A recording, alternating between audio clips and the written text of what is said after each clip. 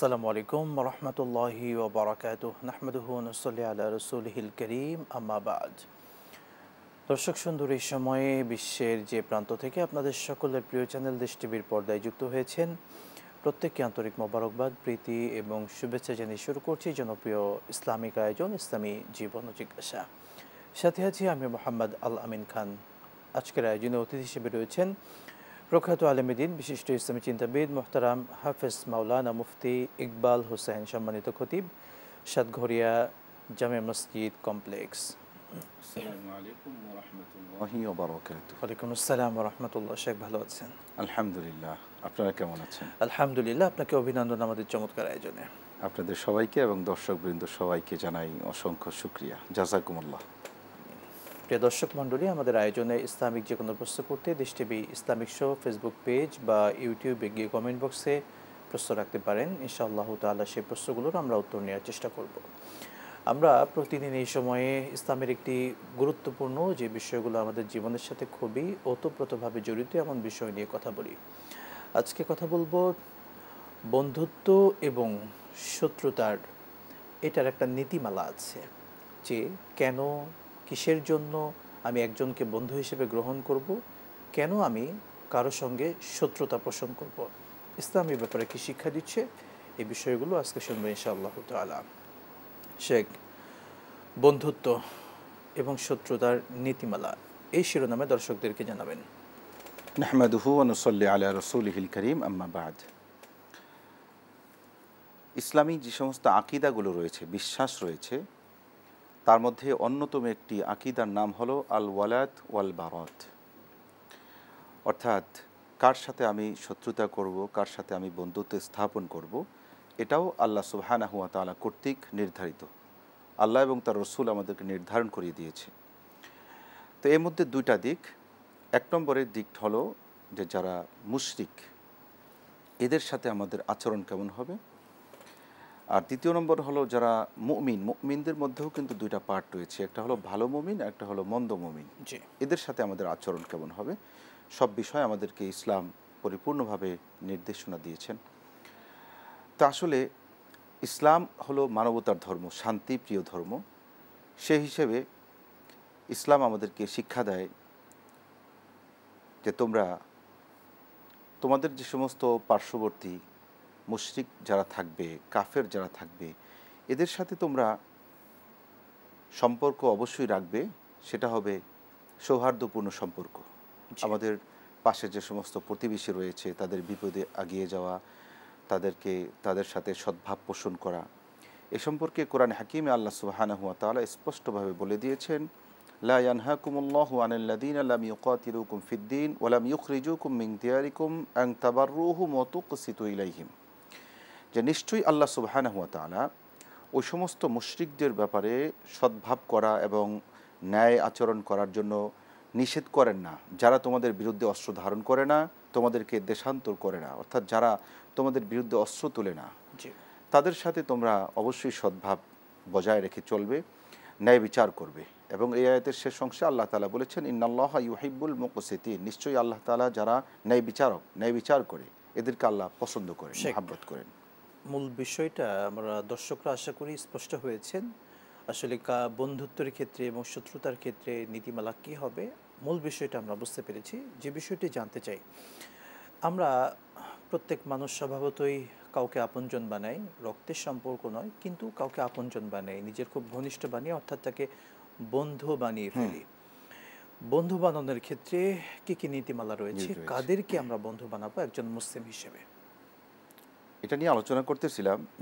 যে একটা হলো অন্তরঙ্গ বন্ধু আর আরেকটা হলো সদ্ভাব। দুইটা কিন্তু দুই জিনিস, কখনোই এক নয়। তো আল্লাহ সুবহানাহু ওয়া তাআলা যারা কাফির মুশরিক, বিশেষভাবে ইয়াহুদি খ্রিস্টান, তাদের সম্পর্কে আল্লাহ সুবহানাহু ওয়া তাআলা আমাদেরকে কোরআন হাকিমে অসংখ্য জায়গায় নির্দেশনা দিয়েছেন।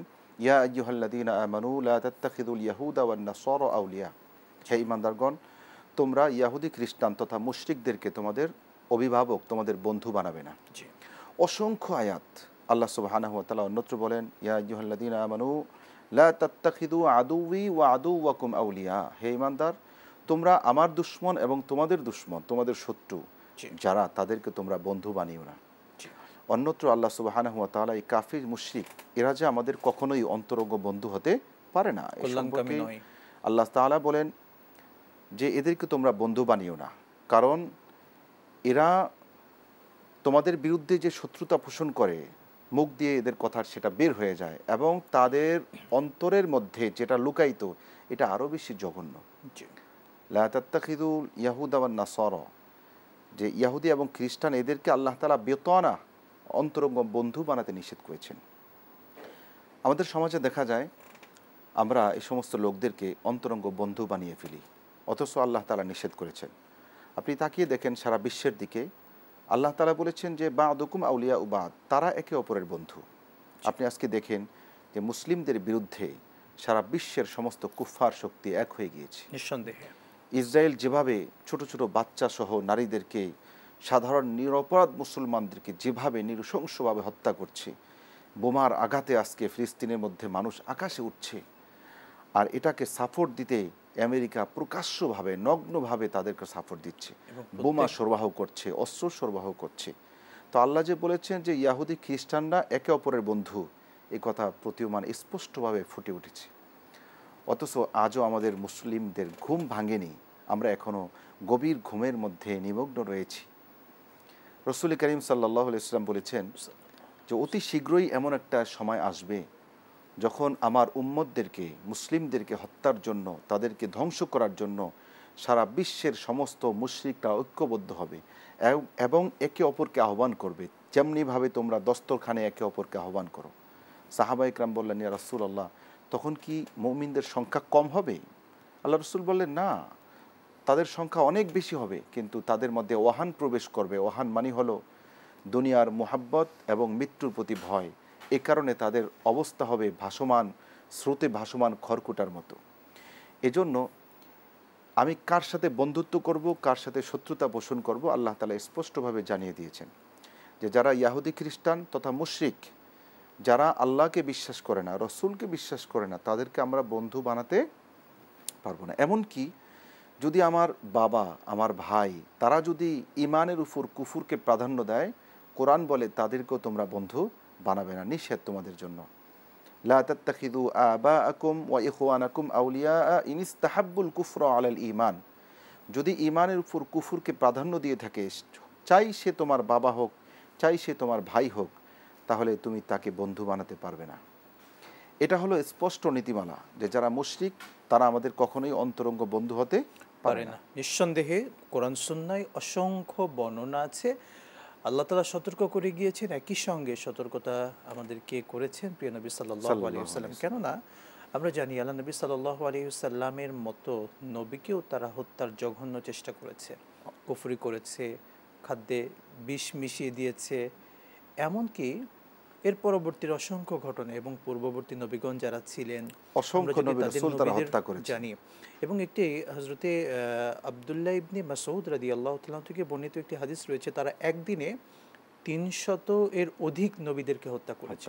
নাউযুবিল্লাহ মিন যালিক। হযরত ইয়াহইয়া আলাইহিস সালাতু ওয়াস সালাম, যাকারিয়া আলাইহিস সালাতু ওয়াস সালাম, এইরকমভাবে অসংখ্য নবীদেরকে, এবং হযরত ঈসা আলাইহিস সালাতু ওয়াস সালামকেও হত্যার তারা চেষ্টা করেছে, তারা দাবি করে হত্যা করেছে, কিন্তু আল্লাহ তো তাদেরকে আসমানে নিয়েছেন। সত্যিকার অর্থে তারা কখনোই আমাদের আপনজন নয়। যারা আমরা দেখছি, বিশ্ববাসী এখন দেখছে, তারা কখনোই আমাদের আপনজন নয়। আমরা দর্শকদের প্রশ্ন নিচ্ছি, অনলাইনে প্রশ্ন এসেছে। শেখ, মাসবুক এবং লাহেক একটি পরিভাষা আছে শরীয়তের, এই মাসবুক এবং লাহেক কাদেরকে বলা হয়? যারা মুসল্লি, এই মুসল্লিদের মধ্যে 3টা প্রকার রয়েছে, মাসবুক, লাহেক এবং মুদ্রিক। এটা হলো শরীয়তের পরিভাষা। জি। মুদ্রিক হলো ওই ব্যক্তি যে ইমামের শুরু থেকে শেষ পর্যন্ত ইমামকে অনুসরণ করতে পেরেছে, অর্থাৎ কোনো রাকাত তার ছুটে যায়নি, এই ব্যক্তি হলো মুদ্রিক। আর মাসবুক বলা হয় ওই ব্যক্তিকে যে কিছুটা বিলম্বে এসে ইমামের সাথে শরিক হয়েছে, 1 রাকাত অথবা 2 রাকাত অথবা 3 রাকাত পায়নি, ইমামের সাথে সম্পৃক্ত হয়েছে, তিনি হলেন মাসবুক। মাসবুক ব্যক্তিদের জন্য বিভিন্ন মাসআলা রয়েছে, এগুলো আমাদেরকে জানতে হবে। 3য় নম্বর একটা পরিভাষা রয়েছে, সেটা হলো লাহিক, অর্থাৎ এমন ব্যক্তি যিনি শুরু থেকে ইমামের সাথে জয়েন করেছেন, অ্যাটেন্ড করেছেন, কিন্তু মাঝখানে তার কোনো কারণে উজু ছুটে গিয়েছে, তিনি উজু করতে চলে গিয়েছেন, আবার এসে ইমামের সাথে শরিক হয়েছেন, তাকে বলা হয় লাহেক। জি শেখ, আমরা মাসবুক ব্যক্তি অর্থাৎ যিনি এসে ইমামের সাথে পূর্ণ নামাজ পাননি, হয়তো 1 রাকাত পেয়েছেন বা 2 রাকাত পেয়েছেন, এমন ব্যক্তি যদি ভুলক্রমে ইমামের সঙ্গে সালাম ফিরিয়ে ফেলেন, অর্থাৎ ডানে বামে উভয় দিকে সালাম ফিরিয়ে ফেলেছেন, এক্ষেত্রে তার নামাজের কি হবে? তার নামাজ তো পূর্ণ হয়নি, এখন কি তিনি পুনরায় পুরো নামাজ পড়বেন না বাকি অংশটুকু পড়বেন? এই বিষয়টা আসলে আমাদের অনেক সময় ভুলটা হয় ভুল যে হয়ে 1 যায়। রাকাত বা 2 রাকাত যারা পায়নি তারা ইমামের সাথে ভুলক্রমে সালাম ফিরিয়ে ফেলি। জি, সালাম ফিরানো মানে নামাজ থেকে বের হয়ে যাওয়া। বের হয়ে যাওয়া। তো এমন ব্যক্তি, মাসবুক ব্যক্তি যদি ইমামের সাথে ভুলক্রমে সালাম ফিরিয়ে ফেলে, এক্ষেত্রে দুইটা অবস্থা হবে, একটা হলো ইচ্ছাকৃতভাবে অথবা আরেকটা হলো অনিচ্ছায়, অনিচ্ছাকৃত। ভুলবশত। আমাদের অনিচ্ছাকৃতই যদি হয়ে থাকে। ভুলবশত হয়ে থাকে জি, তাহলে দেখতে হবে যে তিনি একদিকে সালাম ফিরিয়েছেন না উভয় দিকেই সালাম ফিরিয়ে ফেলেছেন, জি, এটা দেখতে হবে। তো কেউ যদি একদিকে সালাম ফিরিয়ে ফেলাক অথবা দুই দিকেই ফিরিয়ে ফেলে নামাজ ইমামের সাথে, পরক্ষণেই তার মনে হয়েছে যে তার তো নামাজ আরও কিছুটা বাকি রয়েছে, জি, এই ব্যক্তির জন্য করণীয় হলো তিনি তার নামাজকে পূর্ণ করবেন, তিনি উঠে যাবেন। এখন এমন ব্যক্তি, কেউ যদি সালাম ফিরানোর পরে ইমামের সাথে বসেই থাকে, অনেকক্ষণ পরে যদি তার মনে হয়, তার জন্য কিন্তু এই সুযোগ রয়েছে, তিনি যদি নামাজ বহির্ভূত কোনো কাজ না করে থাকেন, অর্থাৎ কথা বলেননি অথবা কিবলার দিক থেকে সরে যাননি, তার জন্য সুযোগ রয়েছে, যখনই তার মনে উঠবে সঙ্গে সঙ্গে তিনি তার বাকি নামাজের জন্য দাঁড়িয়ে যাবেন। সেক্ষেত্রে তাকে একদিকে সালাম ফিরাক অথবা দুই দিকে ফিরাক একই কথা, তিনি সাজদায় সাহুর মাধ্যমে নামাজ শেষ করবেন। জি, সাজদা সাহু যদি দিয়ে ফেলেন তাহলে তার নামাজটা হয়ে যাবে। জি, কিন্তু পক্ষান্তরে এই মাসবুক ব্যক্তি, যিনি ইমামের সাথে শুরু থেকে জয়েন করতে পারেননি, তিনি যদি স্বেচ্ছায় সালাম ফিরান, জি। তাহলে এক্ষেত্রে তার নামাজটা নষ্ট হয়ে যাবে, ভঙ্গ হয়ে যাবে, তিনি আবার নামাজটা নতুনভাবে শুরু করতে হবে। কিংবা সালাম ফেরানোর পরে তিনি অন্য কাজ করেছেন কিংবা কথা বলেছেন, হ্যাঁ, সেক্ষেত্রেও তার নামাজটা পুনরায় পড়তে হবে, আদায় করতে হবে। আদায় করতে হবে। শুকরান, জাযাকাল্লাহ। খুবই গুরুত্বপূর্ণ একটি বিষয় ছিল। আরেকটি প্রশ্ন নিচ্ছি। রবিউল আলম জানতে চেয়েছেন, অমুসলিমদের দেশে স্বেচ্ছায় বসবাস করা এটা জায়েজ হবে কিনা? বর্তমানে আমাদের প্রচুর মুসলিম ভাইয়েরা নিজের দেশ ছেড়ে গিয়ে সেখানে স্থায়ীভাবে বসবাসের স্বপ্ন দেখছে এবং বসবাস করছেন। ইসলাম কি বলছে? রসুল করিম সাল্লাল্লাহু আলাইহি ওয়াসাল্লাম এক হাদিসে বলেছেন যে তোমরা অমুসলিমদের দেশে বসবাস করো না। যারা ইচ্ছায় বা স্বেচ্ছায় আমোদ প্রমোদের জন্য বা বিলাসী জীবনযাপনের জন্য অমুসলিম দেশে বসবাস করবে, আল্লাহ রসুল বলেছেন আনা বারি মিনহু, আমি তার জিম্মাদারি থেকে মুক্ত, ওই ব্যক্তির কোনো জিম্মাদারি আমার উপর নেই। কত বড় সতর্কতামূলক কথা! কোরআন হাকিমে আল্লাহ সুবহানাহু ওয়া তাআলা একটি আয়াত অবতীর্ণ করেছেন যে যে সমস্ত মুসলিমরা স্বেচ্ছায় অমুসলিমদের দেশে বসবাস করবে উন্নত জীবনের আশায়, এদের যখন মৃত্যুর সময় আসবে তো ফেরেশতারা তাদেরকে কঠিনভাবে তাদের জান কবজ করবে এবং তাদেরকে প্রশ্ন করা হবে যে তোমরা কোথায় ছিলে? তখন তারা বলবে আমাদের কোনো উপায় ছিল না, আমরা এখানে আছি, অমুসলিমদের দেশে রয়েছি।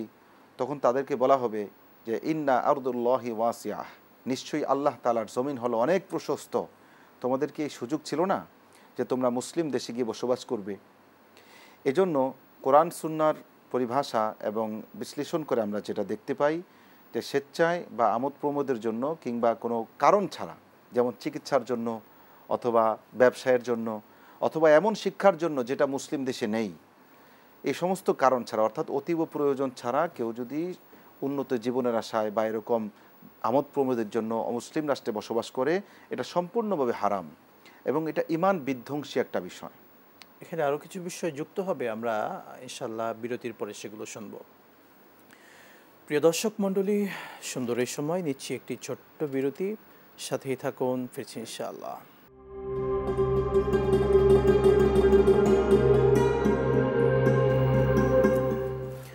বিরতির পর আরও একবার স্বাগত জানাচ্ছি আপনাদের প্রিয় চ্যানেল দেশ টিভির পর্দায় জনপ্রিয় ইসলামিক আয়োজন ইসলামী জীবন ও জিজ্ঞাসায়। দর্শক মণ্ডলী, আমরা কথা বলছিলাম বন্ধুত্ব এবং শত্রুতার নীতিমালা কী হবে, আমরা কাদেরকে বন্ধু বানাবো, কাদের সঙ্গে শত্রুতা পোষণ করব, অর্থাৎ তাদেরকে বন্ধু বানাবো না।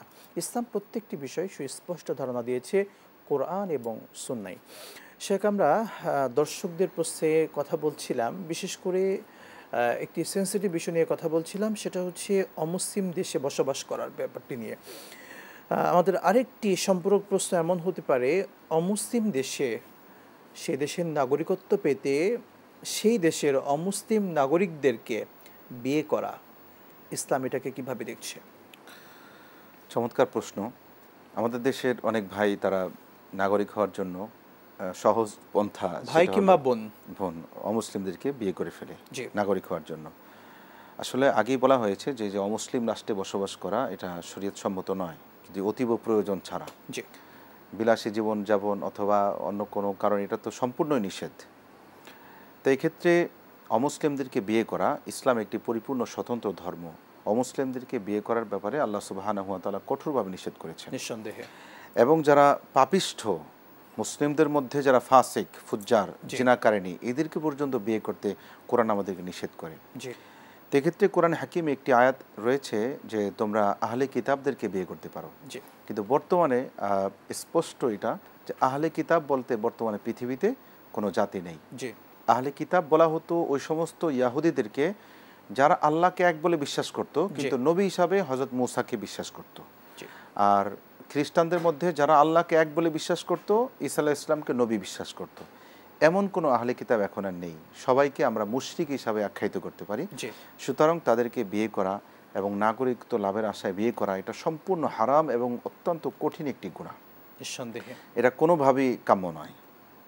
একই সঙ্গে আমাদের দেশের যেই ছেলে কিংবা মেয়ে, তারা কিন্তু সেখানে গিয়ে তাদের কালচারকে গ্রহণ করছে, পোশাককে গ্রহণ করছে।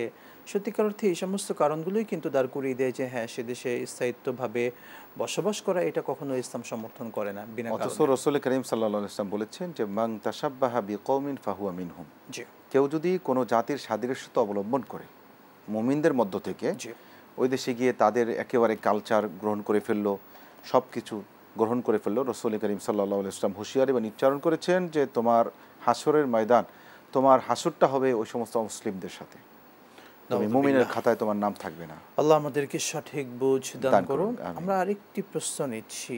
বর্তমানে দেখেছি আমাদের নারী জাগরণের নারীবাদীরা অনেকে, বিশেষ করে যৌনকর্মী হিসেবে সমাজে যারা স্বীকৃত, তারা শ্রমিক হিসেবে তারা তাদের স্বীকৃতি চেয়েছে রাষ্ট্রীয়ভাবে। যৌনকর্মীদেরকে রাষ্ট্রীয়ভাবে শ্রমিক হিসেবে স্বীকৃতি দেওয়া, ইসলাম কি বলছে? অত্যন্ত চমৎকার একটি সেন্সিটিভ প্রশ্ন। আমাদেরকে সতর্ক থাকতে হবে এখন থেকেই। জি জিনা এমন একটি অন্যায়, কোরআনে হাকিমে যেই দুটি অন্যায়ের জন্য সবচাইতে কঠিনতর সাজা প্রয়োগের জন্য আদেশ দিয়েছেন, তার মধ্যে একটি হলো জিনা ব্যভিচার, আর আরেকটি হলো সমাজের মধ্যে ফাসাদ সৃষ্টি করা, হাঙ্গামা সৃষ্টি করা, বিপর্যয় সৃষ্টি করা, সন্ত্রাস সৃষ্টি করা।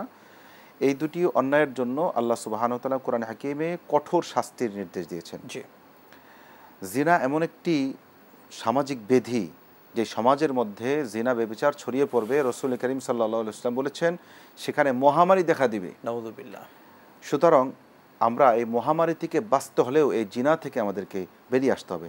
অথচ যারা এই জিনা ব্যভিচার করে তাদেরকে তারা যৌনকর্মী বলে, আগে বলতো যে যৌনকর্মী, এখন সেটাকে রাষ্ট্রীয়ভাবে শ্রমিক হিসাবে তারা তাদের মর্যাদা চাচ্ছে, যে শ্রমিক। নাউযুবিল্লাহ মিন যালিক।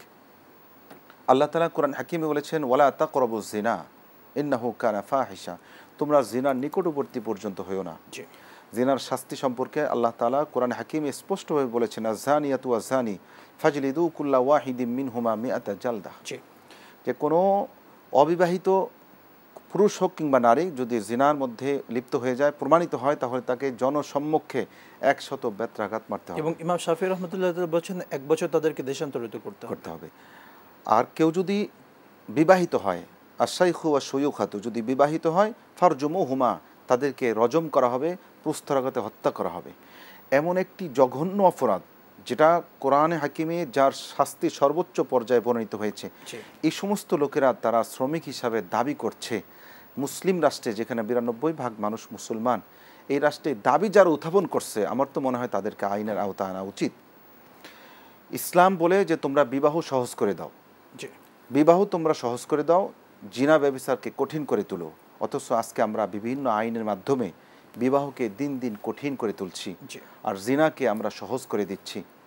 আল্লাহ সুবহানাহু ওয়া তাআলা না করুন যদি এই সমস্ত অপরাধের আমরা প্রতিবাদ না জানাই, তাহলে যখন এই গুটি কয়েক নাস্তিক, গুটি কয়েক শাহবাগীদের কারণে যদি এদেশে আল্লাহ তাআলার বড় কোনো বিপর্যয় চলে আসে, তাহলে আমরা কেউ কিন্তু বাঁচতে পারবো না। হযরত লূত আলাইহিস সালামের সময়, সেই সময়ের মতো সবার উপর যখন আযাব এসেছে, সেই কেউ কিন্তু সময় কিন্তু বাঁচতে পারেনি। সমাজের মধ্যে কিছু ভালো মানুষও ছিলেন। ছিলেন। ফেরেশতারা কিন্তু বলেছিলেন যে আল্লাহ, কিছু ভালো মানুষ তো আছে, আমরা কিভাবে তাদের উপর আযাব দেব, কিভাবে জমিনকে উল্টিয়ে দিব?